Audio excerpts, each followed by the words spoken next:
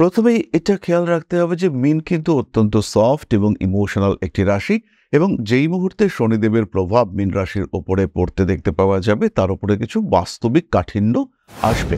মিনকে কিছু কঠোর বাস্তবের সম্মুখীন হতে হবে। 7.5-এর এই যে 7.5 বছরের টাইম স্প্যান, এই সময়ের যে প্রথম 2.5 বছর, এই সময় ব্যয় বাড়তে দেখতে পাওয়া যায়। মিন প্রচণ্ড চেষ্টা করেন সঞ্চয় করবার জন্য, কিন্তু সঞ্চয় ঠিকঠাকভাবে করে ওঠা যায় না। আধ্যাত্মিকতার একটা লেভেলে পৌঁছতে সক্ষম হতে পারেন মীন রাশি বা লগ্নের মানুষরা। একটু সাপোর্টিভ দশা পেলে এই সময় মীন রাশির বহু মানুষ তারা কিন্তু গৃহ পরিবর্তনের চিন্তা ভাবনাও করতে পারেন। মীন রাশি মীন লগ্নের মানুষদের ক্ষেত্রে কিছু ক্ষতির সম্ভাবনা এই সময় সৃষ্টি হয়। কিছু দুঃখ, কিছু প্রিয় জিনিস, কিছু প্রিয় মানুষের থেকে ডিটাচড হয়ে যাওয়ার টেন্ডেন্সি, সেটা 7.5-এর তৃতীয় ফেজে তৈরি হয়। তবে ধীরে ধীরে এই মানুষগুলি একটি আধ্যাত্মিক আনন্দের দিকে এগিয়ে যেতে সক্ষম হন। মিন যে পরিমাণ সফট, যে পরিমাণ নরম, কিছু পরিবর্তন, কিছু বাধ্যতা ইত্যাদির কারণে মিনের স্ট্রেংথ অনেকটাই বাড়তে দেখতে পাওয়া যায় এবং মিন নিজের দুর্বলতাকে অতিক্রম করে আরেকটু শক্ত হতে সক্ষম হয়ে ওঠেন। তবে এই সময় জাতকের সঙ্গে যারা ভীষণভাবে অ্যাটাচড, যারা জাতকের সঙ্গে ভীষণ ক্লোজ রিলেশনশিপে আছেন, তাদের থেকে দূরত্ব সৃষ্টি হওয়ার একটা সম্ভাবনা সৃষ্টি হতে দেখতে পাওয়া যায়। এই সময় জাতক সমস্ত রকম অনৈতিক কাজকর্ম থেকে বেরিয়ে আসবার চেষ্টা করেন এবং নিজের জীবনকে একটা সিস্টেমেটিক রূপ দেওয়ার চেষ্টা, এটাও কিন্তু আমরা জাতকের কাছ থেকে দেখতে পাই, জাতকের কাছ থেকে এটা দেখতে পাওয়া যায়। কিছু কিছু নীতি বিরুদ্ধ কাজকর্মের সঙ্গে আপোষ করতে হয় জাতককে এবং এই আপোষ করবার কারণে জাতক কিন্তু মানসিক দিক থেকে কিছুটা ডিস্টার্ব, কিছুটা ডিপ্রেশনের মধ্যেও পড়ে যান এবং এই নিচস্থ হয়ে থাকার কারণে শনিদেবের অ্যাক্টিভিটি কিছুটা পরিবর্তিত হতে দেখতে পাওয়া যায়। শনিদেবের মধ্যে পাপ প্রবণতা, এটাও বেশ খানিকটা বাড়তে দেখতে পাওয়া যায়। কিছুটা সাত্ত্বিক জীবন, কিছুটা দান পরায়ণ মানসিকতা, এগুলো নিয়ে চলতে হবে। টাকা পয়সার দিকে অতিরিক্ত লোভ একেবারেই করা যাবে না। হাতে টাকা পয়সা আসবেই, কিন্তু কিছুটা নিয়ন্ত্রিত অবস্থায় থাকার চেষ্টা, সেটা কিন্তু করতে হবে। শিব তাণ্ডব স্তোত্র, হনুমান চালিসা ইত্যাদির পাঠ 7.5-এর যন্ত্রণাকে অনেকটাই কমাতে সক্ষম। তার সাথে সাথে প্রত্যেক মঙ্গলবার হনুমান মন্দিরে পুজো দেওয়া যেতে পারে। নিজের থেকে বয়স্ক মানুষদের কিছুটা উপকারের চেষ্টা, সেটাও জাতকের জন্য অত্যন্ত শুভ। মীন রাশি বা লগ্নের মানুষরা এই সময় ধারণ করতে পারেন 2টি ব্রেসলেট। তার মধ্যে প্রথমটি সিট্রিন ব্রেসলেট এবং দ্বিতীয়টি অ্যামেথিস্ট ব্রেসলেট।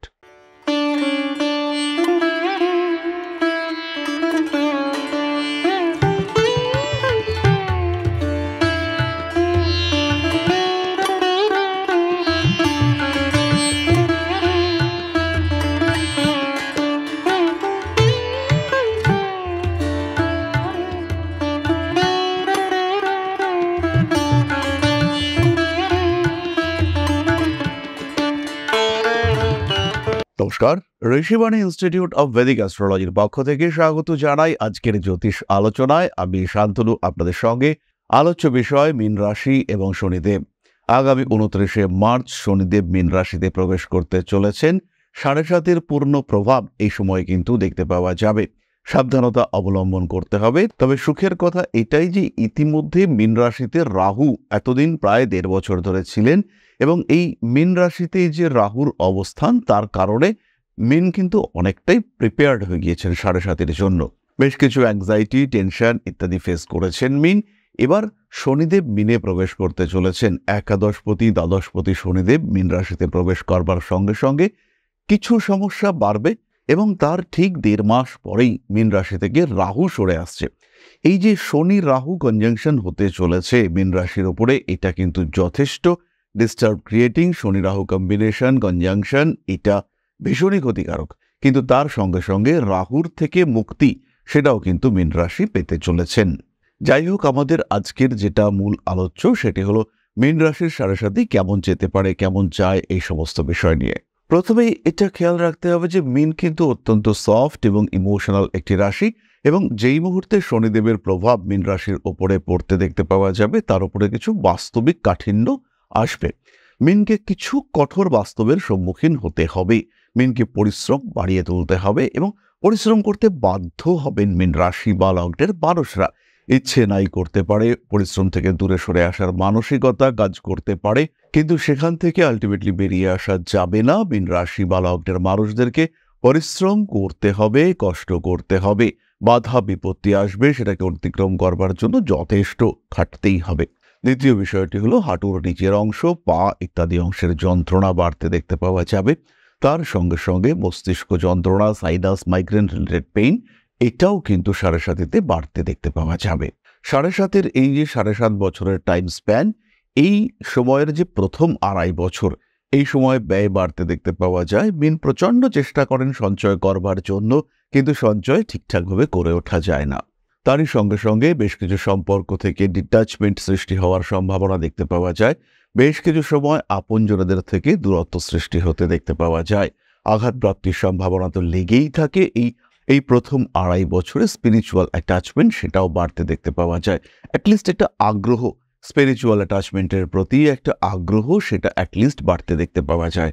জাতক বা জাতিকা ধীরে ধীরে আধ্যাত্মিক জগতে প্রবেশ করবার চেষ্টা করেন, কিন্তু তাও কোনো একটা বাধা সেটা যেন কাজ করতে থাকে, যে বাধাটা কাটতে দেখতে পাওয়া যায় যখন সেকেন্ড ফেজ, অর্থাৎ শনিদেব যখন মীন রাশিতেই প্রবেশ করেন সেই সময় থেকে। আধ্যাত্মিক চেতনার আগ্রহ সৃষ্টি হতে দেখতে পাওয়া যায়, অ্যাটাচমেন্ট বাড়তে থাকে এবং ধীরে ধীরে মনের সমস্ত রকম নেগেটিভিটি কেটে যেতে দেখতে পাওয়া যায়। 7.5-এর প্রথম পর্যায়ে পিতার স্বাস্থ্য নিয়ে দুশ্চিন্তা সৃষ্টি হতে দেখতে পাওয়া যায় এবং পরবর্তী পর্যায়ে অর্থাৎ দ্বিতীয় পর্যায়ে পিতার থেকে প্রাপ্য বুঝে নেওয়ার ক্ষেত্রে, কিংবা বাবার কিছু হয়েছে তারপরে আপনাকে সম্পত্তি পেতে হবে, ভাই বোনদের মধ্যে সম্পত্তির বাটোয়ারা বন্টন ইত্যাদি করতে হবে, সেই সময় একটা সমস্যা সৃষ্টি হতে দেখতে পাওয়া যায়। 7.5-এর দ্বিতীয় পর্যায়ে মিনের কর্মতৎপরতা বাড়ে, নতুন কাজের সুযোগ এটা মিনের ক্ষেত্রে আসে, কিন্তু প্রমোশন, অ্যাপ্রিসিয়েশন, সাকসেস এগুলি কিন্তু বিলম্বিত হয়ে যেতে দেখতে পাওয়া যায়। আধ্যাত্মিকতার একটা লেভেলে পৌঁছতে সক্ষম হতে পারেন মীন রাশি বা লগ্নের মানুষরা। একটু সাপোর্টিভ দশা পেলে এই সময় মীন রাশির বহু মানুষ তারা কিন্তু গৃহ পরিবর্তনের চিন্তাভাবনাও করতে পারেন। এই সময় যদি শনি, রাহু, বৃহস্পতি ইত্যাদি গ্রহের দশা চলতে দেখতে পাওয়া যায়, সেই ক্ষেত্রে বিদেশ যাত্রার যোগাযোগ সেটাও প্রবল হয়ে উঠতে দেখতে পাওয়া যায়। মীন রাশি, মীন লগ্নের মানুষদের ক্ষেত্রে কিছু ক্ষতির সম্ভাবনা এই সময় সৃষ্টি হয়। কিছু দুঃখ, কিছু প্রিয় জিনিস, কিছু প্রিয় মানুষের থেকে ডিটাচড হয়ে যাওয়ার টেন্ডেন্সি সেটা 7.5-এর তৃতীয় ফেজে তৈরি হয়। তবে ধীরে ধীরে এই মানুষগুলি একটি আধ্যাত্মিক আনন্দের দিকে এগিয়ে যেতে সক্ষম হন এবং সেখানে মানুষকে নিয়ে থাকা, মানুষের মধ্যে থাকা, মানুষের প্রতি আকর্ষণ, আসক্তি বৃদ্ধির একটা সম্ভাবনা সৃষ্টি হতে দেখতে পাওয়া যায়।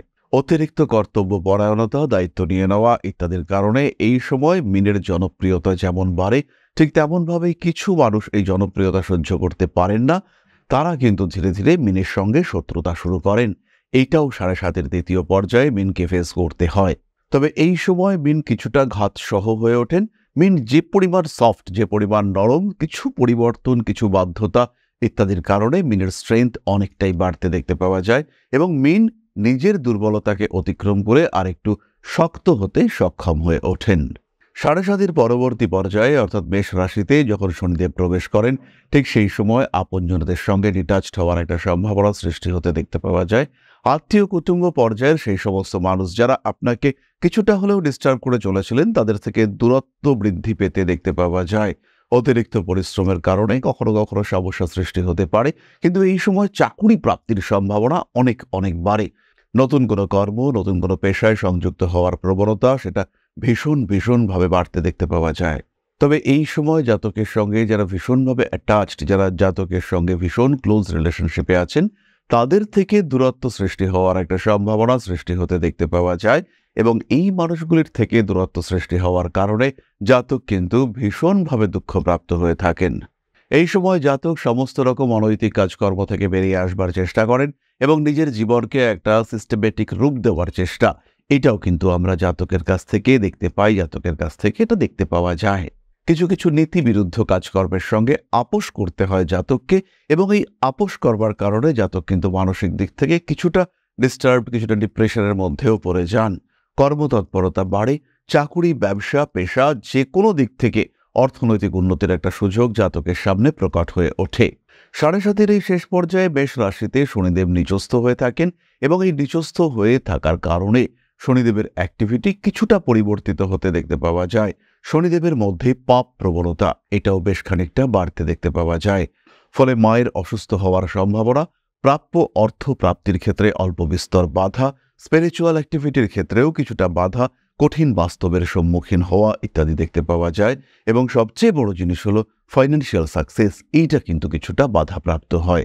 অর্থাৎ কোনো একটা টাকা আপনি আশা করে রয়েছেন, সেটা হাতে আসবে এবং তার ফলে আপনার বর্তমান অবস্থা থেকে বেশ খানিকটা মুক্তি হতে দেখতে পাওয়া যাবে।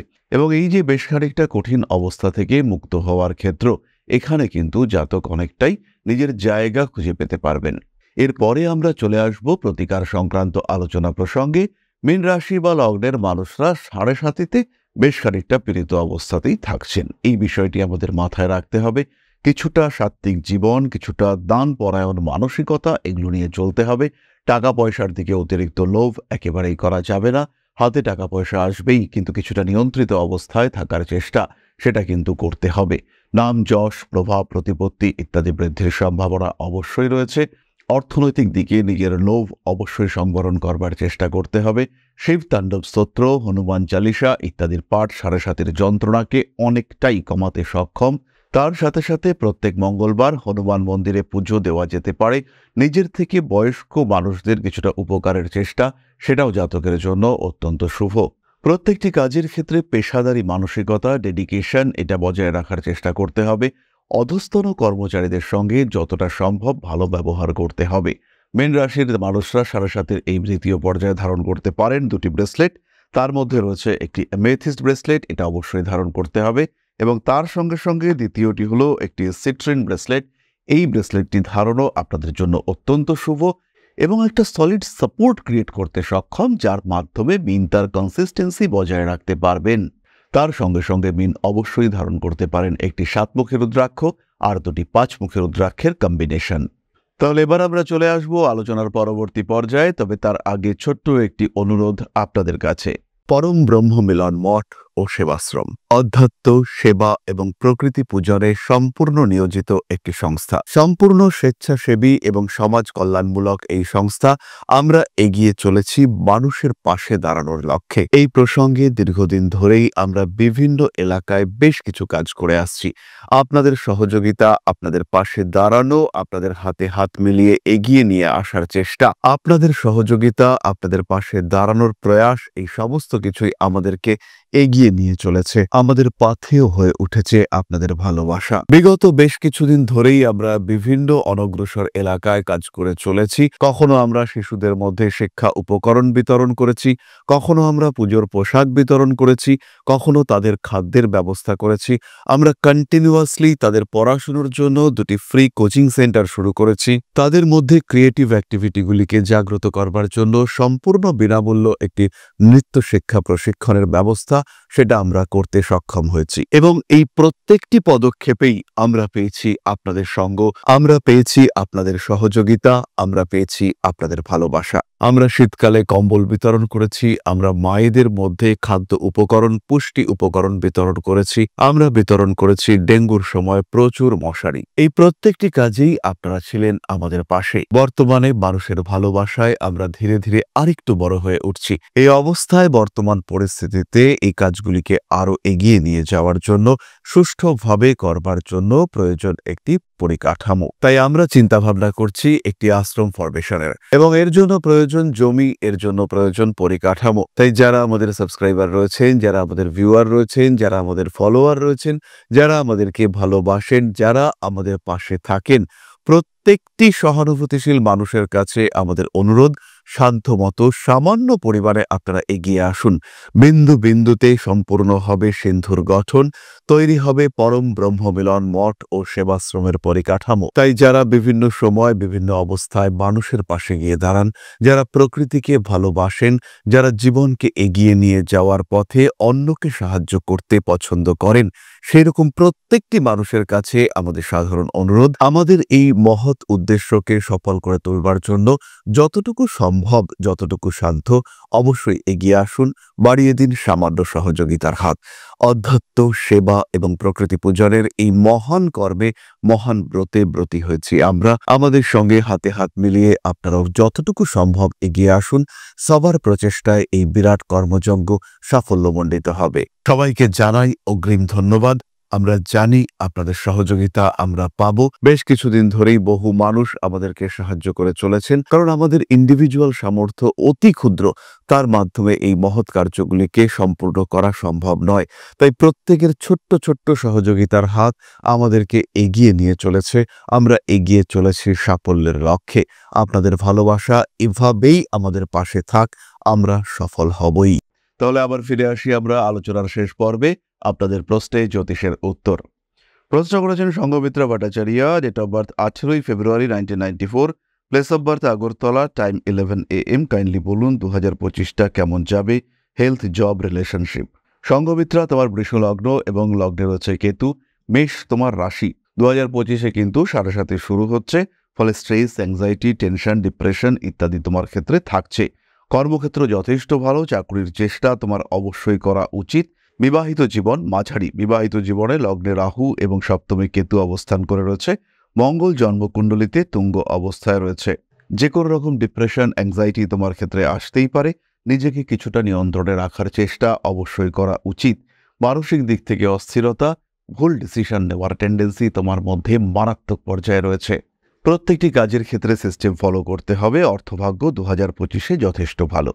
তাহলে আজকের আলোচনা আমরা আর দীর্ঘায়িত করব না। সবাই সুস্থ থাকুন, ভালো থাকুন। মা শ্রী শ্রী আদিশক্তির আশীর্বাদে আরো আরো আরো সমৃদ্ধ হয়ে উঠুক আপনাদের জীবন। জয় মা আদিশক্তি। নমস্কার।